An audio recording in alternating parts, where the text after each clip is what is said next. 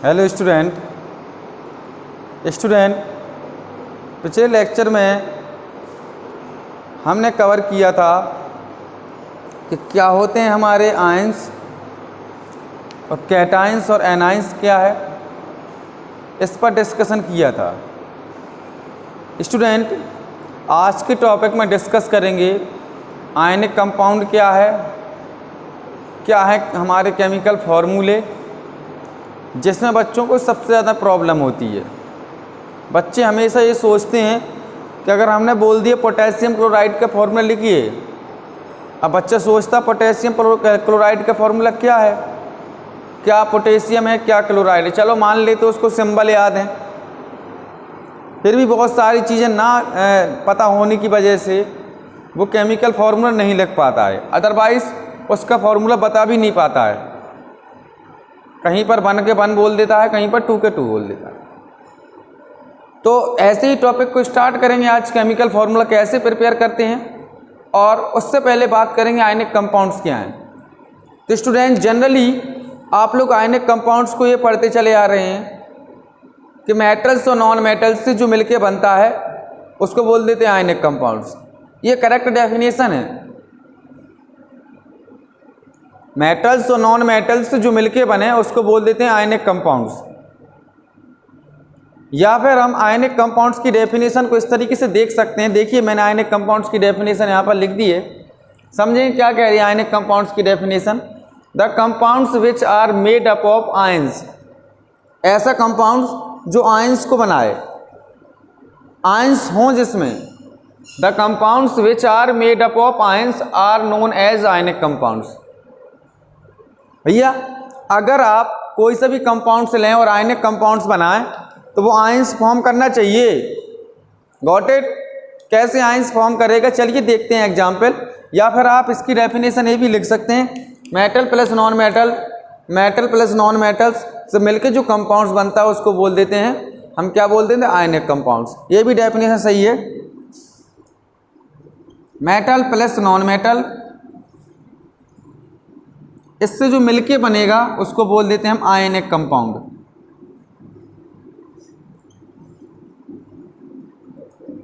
चलिए स्टूडेंट, देखते हैं एक दो एग्जाम्पल देखेंगे, फिर इसके बारे में अच्छे से डीप में डिस्कशन करते हैं। कोई दिक्कत नहीं, प्रॉब्लम नहीं होगी आपको बिल्कुल भी।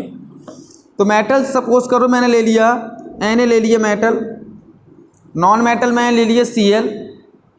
अगर हम इसको बनाएं, इससे मिला के बनाएं तो क्या बनेगा, NaCl। और Cl2 अकेला नहीं रहता, Cl2 के फेस में रहता है, तो Na प्लस Cl2 दे गिव्स NaCl। अब जो कंपाउंड्स बना है तो यही तो कह रहा है वो, the compounds which are made up of ions, जो कंपाउंड्स आयंस मेड करे बनाए। अच्छा, अगर इसी को हम NaCl को वाटर में डिजोल्व कर दें, समझना अच्छे से, अगर इसी NaCl को मैं वाटर में डिजोल्व कर दूं,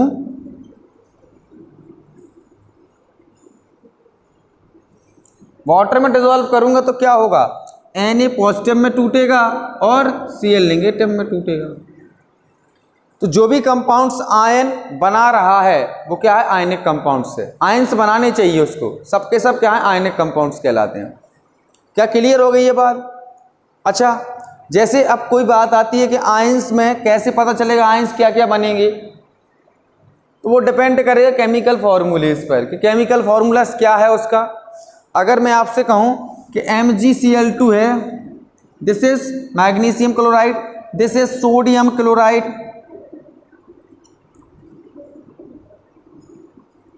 ये सारे नेम अभी लिखना स्टार्ट करेंगे, आप अच्छे से अपने आप से बनाएंगे। सोडियम क्लोराइड, ये मैग्नीशियम क्लोराइड।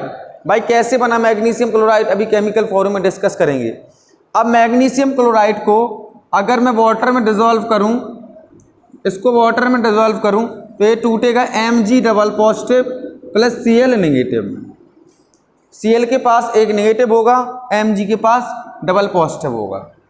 तो इस तरीके से आयनिक कंपाउंड्स फॉर्म हो जाते हैं। अच्छा, और आयनिक कंपाउंड्स में कौन कौन से आयंस रहते हैं, ज़्यादातर मेटल और नॉन मेटल्स। तो मेटल्स में पॉजिटिव चार्ज होगा और नॉन मेटल्स में नेगेटिव चार्ज होगा। अच्छा एक चीज़ और है, अगर मेटल्स और नॉन मेटल्स पहचानने में प्रॉब्लम हो रही तो समझ लीजिए थोड़े यहाँ पर मेटल्स कौन कौन से होते हैं ये समझ लें। जिस किसी भी एलिमेंट के लास्ट सेल में,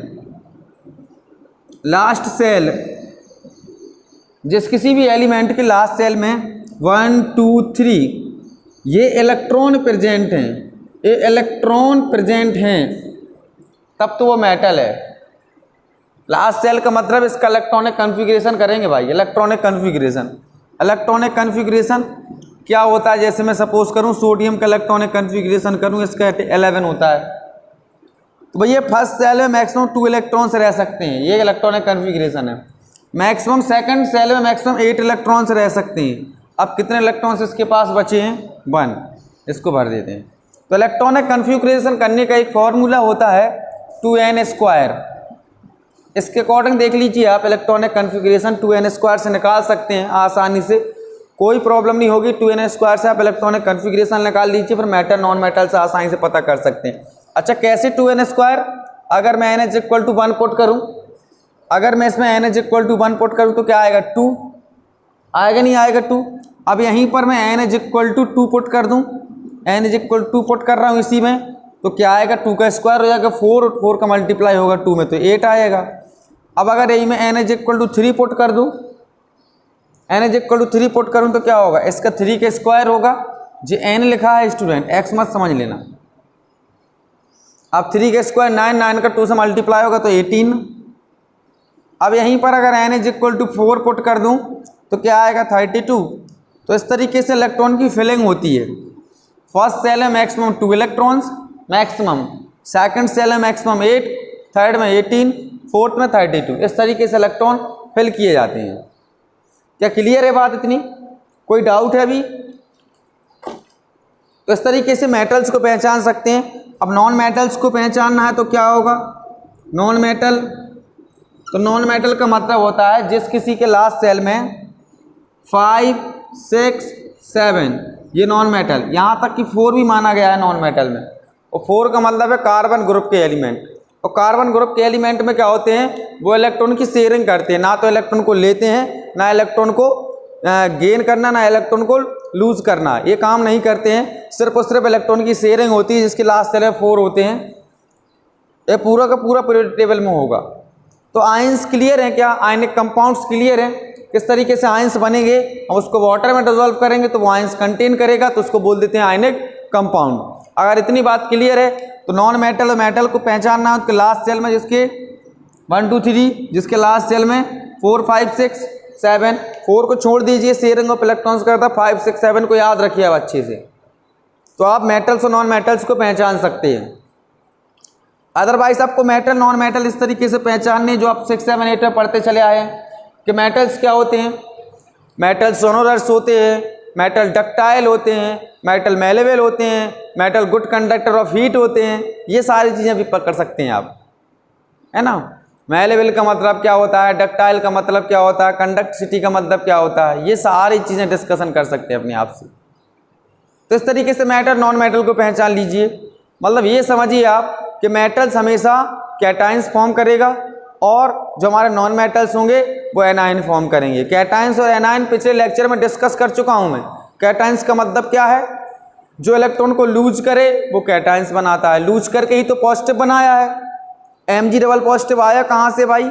Mg डबल पॉजिटिव कैसे आया होगा थोड़ा देखेंगे इधर। जो Mg है इसका एटॉमिक नंबर होता है 12। अगर मैं इसका इलेक्ट्रॉनिक कन्फिग्रेशन करूँ तो क्या है? फर्स्ट सेल में मैक्सिमम 2, सेकंड में 8, थर्ड में बचे हुए इलेक्ट्रॉन्स तो 2 रख दिए मैंने। अब 2 रखने के बाद अब इसके लास्ट में 2 इलेक्ट्रॉन्स है। अगर इसे स्टेबल रहना है तो क्या करेगा? अपने अंदर से 2 इलेक्ट्रॉन को लूज कर देगा। अब भाई 2 इलेक्ट्रॉन को लूज कर रहा है तो 2 इलेक्ट्रॉन लूज करेगा तो Mg डबल पॉजिटिव आ जाता है। अब तो बात क्लियर हो गई है ना कि Mg डबल पॉजिटिव कैसे आया। अच्छा Cl नेगेटिव कैसे आया समझिएगा। इसका एटॉमिक नंबर होता है 17, एटॉमिक नंबर 17 है। अगर इसका इलेक्ट्रॉनिक कन्फिग्रेशन को तो फर्स्ट में 2, सेकंड में 8, थर्ड में 7, अब लास्ट में 7 है, मतलब नॉन मेटल है। नॉन मेटल क्या करता है? इलेक्ट्रॉन को गेन करता है। तो ये गेन करेगा, 1 इलेक्ट्रॉन गेन करेगा, क्योंकि स्टेबल होना है, तो स्टेबल होने के लिए 8 इलेक्ट्रॉन मिल जाए, तो ये नियरेस्ट किसके चला जाएगा, नोबल गैसेस के। मैं क्या बोल रहा हूँ, बात तो समझ में आ रही है ना। अगर इसको 1 इलेक्ट्रॉन और मिल जाए तो किसके नियरेस्ट चला जाएगा जी, नोबल गैसेस के नियरेस्ट। देखो भाई, इसने 2 इलेक्ट्रॉन को लूज कर दिए, अब इसके पास कितने बचे, 8 और 2 10, तो 10 बचने का मतलब क्या है, ये किसके नियरेस्ट चला गया, नियॉन के नियरेस्ट। नियॉन क्या है, हमारी नोबल गैसेस है, तो नोबल गैसेस के नियरेस्ट सब कोई जाना चाहता है, सभी एलिमेंट जाना चाहते हैं। वो कैसे मिलेगी, वो स्टेबिलिटी से मिलेगी। स्टेबिलिटी कैसे होगी, जब इलेक्ट्रॉन को लूज करेगा, इलेक्ट्रॉन को गेन करेगा। Got it. तो 1 इलेक्ट्रॉन को लूज करता है, इस पर आ जाता है नेगेटिव चार्ज। ये थी कुछ आयंस की कहानी, किस तरीके से आयंस बनेंगे ये चीज़ मैंने आपको बता दिया है। कुछ मैं आयंस लिख दे रहा हूँ, इसको जल्दी से नोट कीजिए, फिर मैं लिखता हूँ।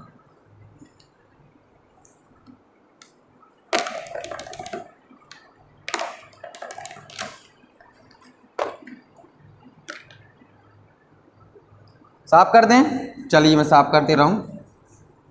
स्क्रीनशॉट ले लिया होगा इसने आपने, और या तो इसको नोट करते जाइए।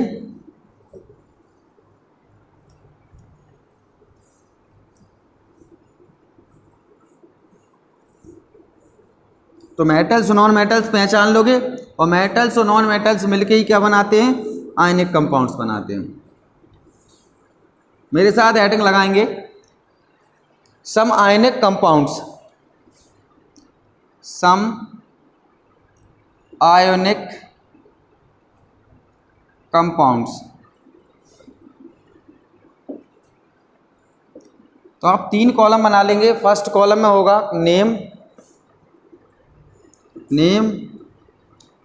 सेकंड में लिख लेंगे आप कंपाउंड, और तीसरे में हो जाएगा इसका आपका आयंस प्रेजेंट, या इसका फॉर्मूला, या कंपाउंड एक ही चीज़ है, फॉर्मूला।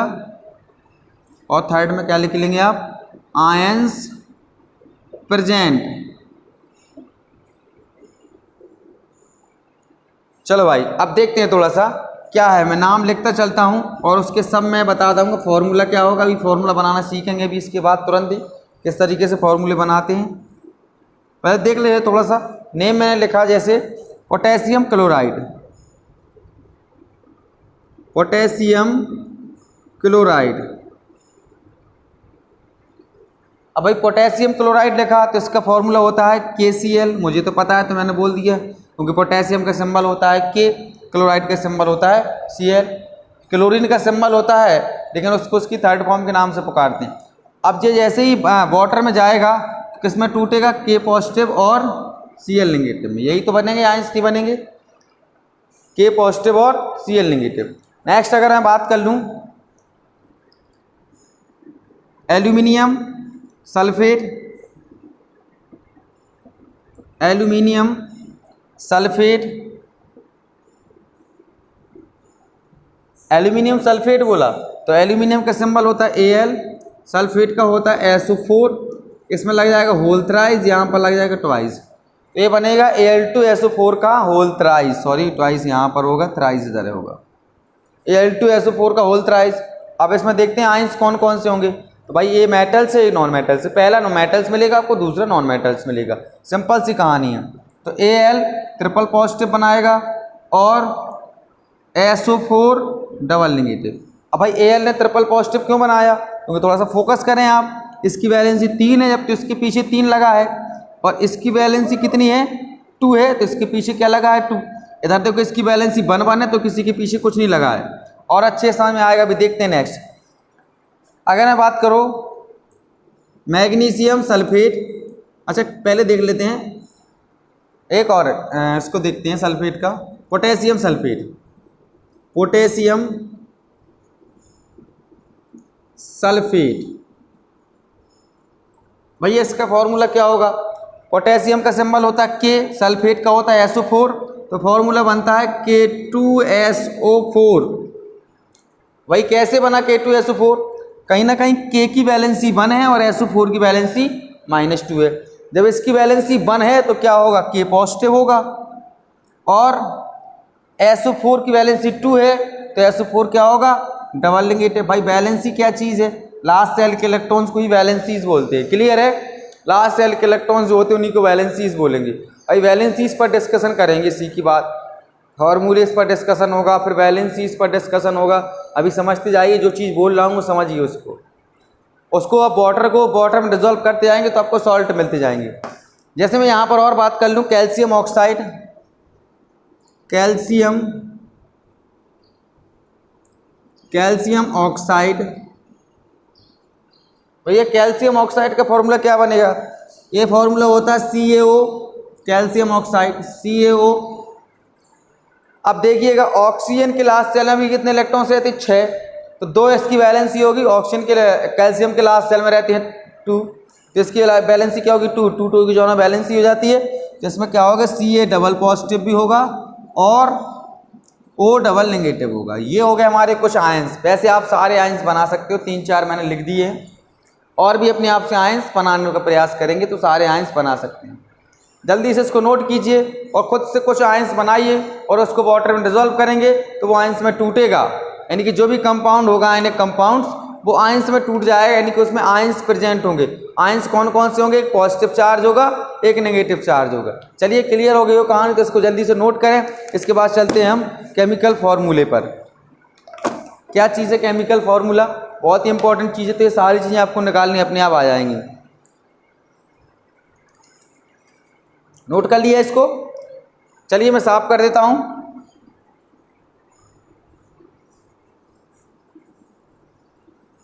किस तरीके से प्रिपरेशन करते हैं केमिकल फॉर्मूले की वो समझेंगे, और डेफिनेशन भी लिख लेते हैं उसकी कि डेफिनेशन क्या है केमिकल फॉर्मूले की। कभी अगर पूछ लेता है तो उसको भी आप बता सकते हैं।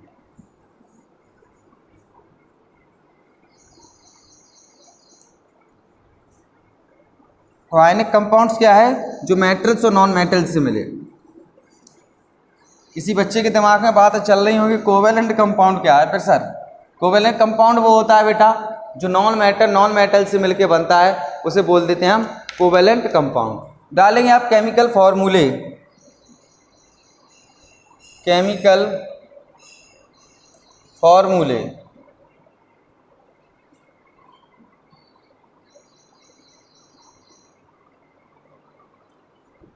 क्या डेफिनेशन है केमिकल फॉर्मूले की? देख लेते हैं। The chemical formula of a compound, the chemical formula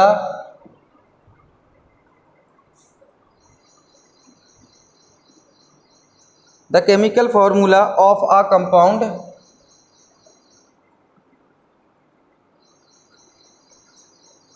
represents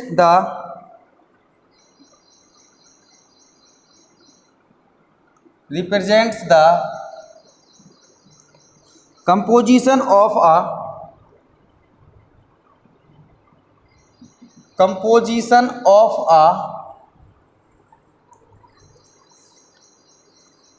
molecule of the compound,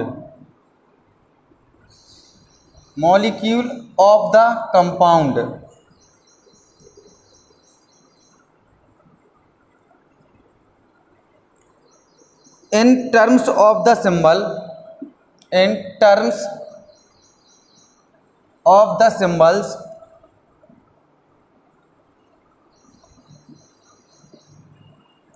of the elements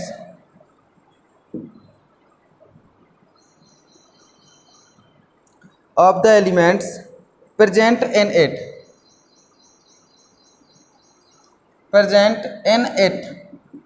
ये डेफिनेशन होगी स्टूडेंट। क्या डेफिनेशन कह रहा है? The chemical formula of a compound represent the composition of a molecules. जो molecules होते हैं उनका कंपोजिशन होता है, आपस में मिक्स होते हैं। Composition of the compound in terms of the symbols, उनके सिम्बल्स के टर्म्स में। Of the elements present in it, तो उनको क्या करते हैं? फिर प्रेजेंट करेंगे कैसे तरीके से। सीखते हैं केमिकल फार्मूला क्या बनेगा। चलिए मेरे साथ केमिकल फार्मूले को बहुत आसानी से सॉल्व करेंगे आप। पहले तो इतना नोट कर लीजिए, अगर नोट नहीं किया है तो बाद में बनाते हैं केमिकल फार्मूला, बड़ा ही सिंपल लगेगा आपको, है ना। चलिए पहले मैं स्टार्ट करता हूँ 0 से। अगर आपसे कहा जाए कि आप केमिकल फार्मूला बनाइए हाइड्रोजन क्लोराइड का, समझिए अच्छे से आप, हाइड्रोजन क्लोराइड। ये नाम आपको दिया और आपसे कहा कि आप इसका फॉर्मूला बनाइए हाइड्रोजन क्लोराइड का। तो भैया आपको हाइड्रोजन का सिंबल आना चाहिए यार। अगर हाइड्रोजन का सिंबल आ रहा है आपको तो आप फॉर्मूला बना लेंगे। तो आइए, हाइड्रोजन का सिंबल होता है H और क्लोराइड है क्लोरीन, तो क्लोरीन का सिंबल होता है Cl। ये Cl है क्लोरीन का सिंबल। अब आपको इतना याद रखना है कि इसके लास्ट सेल में कितने इलेक्ट्रॉन्स रहते हैं। इसके लास्ट सेल में रहते हैं 1 इलेक्ट्रॉन्स, तो यहाँ 1 रख देंगे आप। इसके बाद देखना है इसकी वैलेंसीज क्या है, मतलब हमें दोनों की वैलेंसीज पर फोकस करना है। और वैलेंसी क्या है, जो नंबर ऑफ इलेक्ट्रॉन्स डोनेट करे या नंबर ऑफ इलेक्ट्रॉन्स गेन्स करे, यानी कि जिन पर जो चार्ज है। याद रख लीजिए वैलेंसीज क्या है, जिस किसी भी एलिमेंट पर जो चार्ज है, चार्ज कैसे आया, या तो उसने इलेक्ट्रॉन को लूज किया है तो उसने इलेक्ट्रॉन को लिया। जब इलेक्ट्रॉन को लूज करके जो चार्ज आया या इलेक्ट्रॉन को गेन करके जो चार्ज आया उसी को बोल देते हैं वैलेंसी। तो स्टूडेंट इसको देखिएगा, Cl के पास क्या चार्ज आता है अभी भी मैंने बताया था, सीख लीजिए। फिर से सबको मैं डिटेल्स में बताऊंगा, डिटेल्स में। अगर एक को अच्छे समझ लीजिए तो सब समझ लेंगे। अब यहाँ पर समझिए क्लोरीन है, तो क्लोरीन का एटॉमिक नंबर होता है 17। अब इसको करते हैं इलेक्ट्रॉनिक कन्फिग्रेशन, तो फर्स्ट सेल में 2, फिर 8, फिर इसके बाद 7। तो लास्ट सेल में 7 आ गए हैं, तो क्या करेगा ये, इलेक्ट्रॉन को अपनी तरफ क्या करेगा, एक इलेक्ट्रॉन को अट्रैक्ट करने का प्रयास करेगा। भैया 7 इलेक्ट्रॉन देना तो टफ है, एक इलेक्ट्रॉन लेना तो आसान है ना। तो 7 इलेक्ट्रॉन देने से अच्छा है एक इलेक्ट्रॉन ले लेता है। तो हमेशा इसके लास्ट सेल में 7 इलेक्ट्रॉन दिखते हैं, तो एक इलेक्ट्रॉन को ले लेता है। जितने इलेक्ट्रॉन्स लिए वही उसकी वैलेंसी है, वैलेंसी को माइनस में ही रखेंगे तो इसकी वैलेंसी होगी 1। जब इन दोनों का हम क्रॉस मल्टीप्लीकेशन कराते हैं तब जाके बनता है HCl। This is a formula of hydrogen chloride. क्या इतनी बात क्लियर है? This is a formula of hydrogen chloride. चलिएगा, जैसे मैं एक फॉर्मूला और ले लूं, मैंने आपसे कहा आप फॉर्मूला बताइए मुझे, आप फॉर्मूला निकाल के बताइए सोडियम हाइड्राइड का, सोडियम हाइड्राइड। अब देखिए हाइड्राइड बोल दिया मैंने, चलिए लिखता हूं फिर बताता हूं आपको। सोडियम हाइड्राइड, ये सोडियम हाइड्राइड का फॉर्मूला क्या होगा? अब तो सिंबल्स तो पहले फोकस करने हैं आपको। तो सोडियम का सिंबल स्टूडेंट होता है Na, हाइड्राइड सिंबल होगा H। अब भाई यहाँ पर हाइड्राइड है, ये नॉन मेटल का काम करने लगा है। यहाँ पर ये मेटल का काम कर रहा था, ये नॉन मेटल्स का। ये कहानी तो मैं आपको बता चुका हूँ कई बार, जो हाइड्रोजन होता है वो मेटल्स का काम भी करता है और नॉन मेटल्स दोनों का काम करता है। तो इसको देखते हैं स्टूडेंट। सोडियम का एटॉमिक नंबर होता है 11। यहाँ देखो ये ना तुरंत बताया तभी, इसका 11 तो 281। लास्ट सेल में कितने इलेक्ट्रॉन्स आए? 1, तो इसको रख लिए 1। अभी देखिए हाइड्रोजन को बताए थे कि इसके लास्ट सेल में 1 इलेक्ट्रॉन रहती है, क्योंकि इसका एटॉमिक नंबर ही 1 होता है। अगर इन दोनों का मैं क्रॉस मल्टीप्लीकेशन करूं तो क्या बनता है? NaH। This is a formula of sodium hydride. अब देखिए यहाँ पर क्लोराइड, हाइड्राइड, ये लग रहे हैं बराबर नेम, इसका मतलब ये इनको थर्ड फॉर्म से नाम से पुकारा जा रहा है। चलिए एक देखते हैं एक और, जैसे मैंने कहा आपसे थर्ड नंबर पर इसका नाम बनाइए आप, इसका फॉर्मूला बनाइए कार्बन डाइऑक्साइड। कार्बन डाइऑक्साइड क्या बनाएंगे आप? कार्बन डाइऑक्साइड का फॉर्मूला। अब आपको पता है किस किन चीज़ों का कॉम्बिनेशन है, यही चीज़ तो उसने कहा है कि कॉम्बिनेशन होता है, कंपोजिशन यानी कंबाइन हो रहे। कंपोजिशन मतलब कितने कितने रेशियो में मिल रहे हैं। तो कार्बन का सिंबल होता है C और ऑक्साइड मतलब ऑक्सीजन से रिलेटेड है। क्या इतनी बात क्लियर है? अब आपको पता है स्टूडेंट, इसका जो लास्ट सेल में इलेक्ट्रॉन्स होंगे वो 4 होंगे, क्योंकि इसका एटॉमिक नंबर होता है 6। तो इसके लास्ट सेल में रहते 4, इसका एटॉमिक नंबर 6 है। अगर इसका इलेक्ट्रॉनिक कन्फिग्रेशन करें तो क्या होगा? 2,4। तो लास्ट सेल के इलेक्ट्रॉन्स ही रख दिए इसको। इसके बाद ऑक्सीजन की बात करें तो ऑक्सीजन के लास्ट सेल में रहते हैं, ऑक्सीजन का एटॉमिक नंबर होता है 8। बहुत इंपॉर्टेंट है भैया, ऑक्सीजन की वैलेंसी बड़ी इंपॉर्टेंट है, आपको बार बार ऑक्सीजन तंग करेगा, इसलिए अभी बता दे रहा हूँ। जितने भी कंपाउंड्स बनाऊंगा ऑक्सीजन को बार बार रिपीट नहीं करूंगा मैं। तो ऑक्सीजन का एटॉमिक नंबर होता है 8 और ऑक्सीजन क्या करता है? अपने इलेक्ट्रॉनिक कन्फिग्रेशन करेंगे तो लास्ट सेल में 6 इलेक्ट्रॉन्स आ रहे हैं, और क्लोरीन के लास्ट सेल में कितने इलेक्ट्रॉन्स आ रहे थे? 7। तो उसने एक इलेक्ट्रॉन को क्या किया था? गेन। इसके लास्ट सेल में 6 हैं, यानी कि ये अपना ऑक्टेट कंप्लीट करना चाहेगा। ऑक्टेट का मतलब क्या है? क्या है ऑक्टेट का मतलब? वो चाहेगा कि उसके लास्ट सेल में 8 इलेक्ट्रॉन्स हो जाएं और वो नियरेस्ट इनर्ट गैस के करीब चला जाए।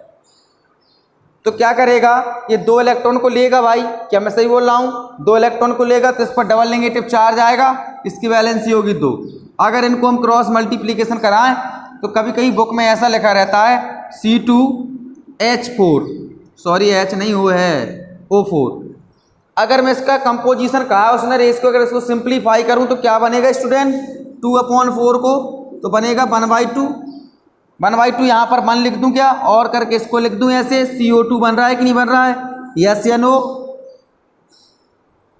आप इस तरीके से भी कार्बन डाइऑक्साइड का फॉर्मूला बना सकते हैं। और अगर थोड़ा सा प्रॉब्लम हो रही है तो कार्बन डाइऑक्साइड का ऐसे फॉर्मूला बना लीजिए। अब कार्बन, फिर इसके बाद मैंने नाम बोला कार्बन डाइऑक्साइड, तो डाई मतलब 2 लगा है किसमें? ऑक्सीजन में, तो डाइऑक्साइड का मतलब यहाँ पर लिख दे O2। अभी मैंने बताया इसके लास्ट सेल में रहती 4, तो इसकी 4 रख दिए। इसके बाद इसको देखिए ऑक्सीजन की मैंने अभी निकाल के बताया -2 चार्ज आता है, और 2 का मल्टीप्लाई करेंगे तो कितना आएगा? चार्ज। जब ये इक्वल वैल्यू होती है, इनको अगर हम इक्वल वैल्यू है इनको मल्टीप्लाई करें तो क्या C4O2O4 लिखेंगे? ऐसा कुछ O2O4 लिखेंगे। भैया इनका कंपोजिशन फिक्स है तो 4/4 कर देंगे तो 1 वैल्यू आ जाएगी, इसलिए इनको लिखने की ज़रूरत नहीं रहते हैं और इसका फॉर्मूला बन जाता है CO2। क्या क्लियर बात हो गई है कि CO2 का फॉर्मूला कैसे बनेगा? कुछ कुछ क्लियर हो रहा है। Hydrogen chloride, carbon dioxide, sodium hydride, और देख लेते हैं। चलिए इसको साफ करें, पहले इनको जल्दी से नोट कीजिए, फिर नेक्स्ट पर चलते हैं। और 2-4 बता देते हैं अभी आपको, तो क्लियर हो जाएंगे सारे पॉइंट्स। नोट कर लिया? चलो साफ करते हैं। तो केमिकल फार्मूला बनाना सीखना है आपको आज, और केमिकल फार्मूले ऐसे नहीं बनेंगे कि आप वीडियो को देखते रहें। जब तक आपके पास पेन कॉपी नहीं होगी तब तक आप इनको नहीं बना सकते हो, खुद से प्रैक्टिस करनी पड़ेगी और याद रखना पड़ेगा इलेक्ट्रॉनिक कन्फिगरेशन को, है ना? तो इलेक्ट्रॉनिक कन्फिगरेशन को भी याद रखेंगे आप। चलिए मैं देखता हूँ, थोड़ा सा हल्का सा टफ भी मैं चल रहा हूँ। मैंने कहा 4 नंबर, 3rd नंबर तो बता दिए, 4 नंबर देखे मैंने कहा आप फॉर्मूला बनाइए सोडियम सल्फेट का। सोडियम सल्फेट नाम लिखता हूँ, सोडियम सल्फेट।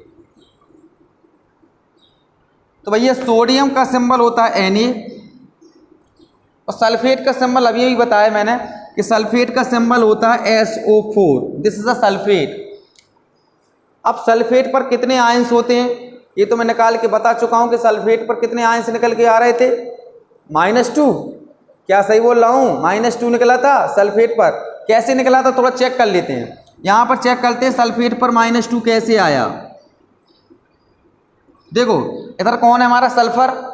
सल्फर है, इसका एटॉमिक नंबर होता है 16 स्टूडेंट। तो अगर हम सल्फर का 16 इसका इलेक्ट्रॉनिक कन्फिग्रेशन करें तो क्या बनेगा? 2 8 6। Yes no? यस। इसके बाद देखते हैं ऑक्सीजन। ऑक्सीजन का एटॉमिक नंबर 8। अभी तो निकाला था, ऑक्सीजन की वैलेंसी क्या निकल के आ रही थी? -2। अभी तुरंत निकालिए -2, उसकी निकालने की जरूरत तो ना है हमें। अब इसके भी लास्ट सेल में क्या आ रहा है? 2 6। दोनों नॉन मेटल हो गए। क्या हो गए हैं? जब आपको ऐसी सिचुएशन मिल जाए जब आपको दोनों नॉन मेटल मिल रहे हों तो आप क्या करें? किसी एक के लास्ट सेल के इलेक्ट्रॉन्स, फर्स्ट वाले के लास्ट सेल के इलेक्ट्रॉन्स दूसरे की वैलेंसीज को रखिए और उसको कैलकुलेट कीजिए।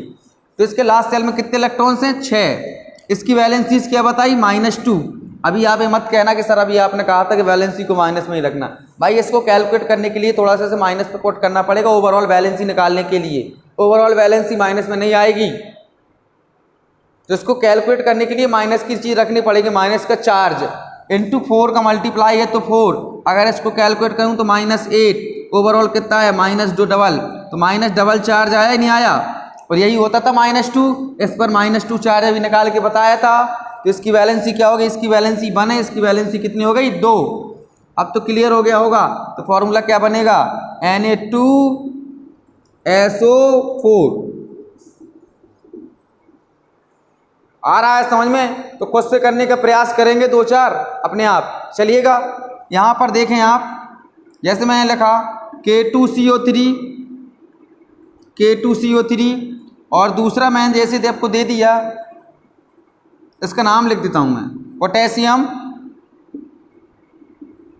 Potassium carbonate. कार्बोनेट का सिंबल स्टूडेंट होता है CO3। क्या होता? CO3। समझते जाइए। मैं दे दिया आपको जिंक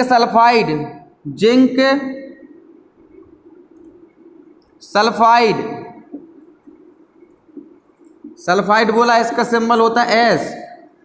तीसरा जैसे मैंने आपको दे दिया, क्या दे दूं? कैल्शियम दे दूं, कैल्शियम सल्फेट।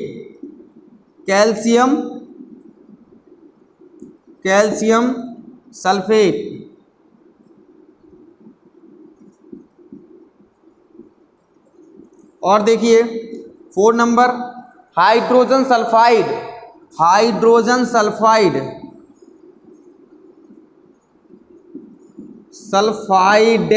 नॉट अ टा, इट इज अ डा।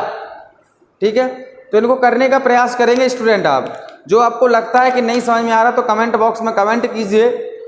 चलिए मिलते हैं नेक्स्ट वीडियो में, और नेक्स्ट वीडियो में डिस्कस करेंगे थोड़ा सा जो बैलेंसीज वाला टर्म है, तो बैलेंसीज के टर्म को डिस्कस करेंगे। तो पढ़ाई करते रहिए। All the very best.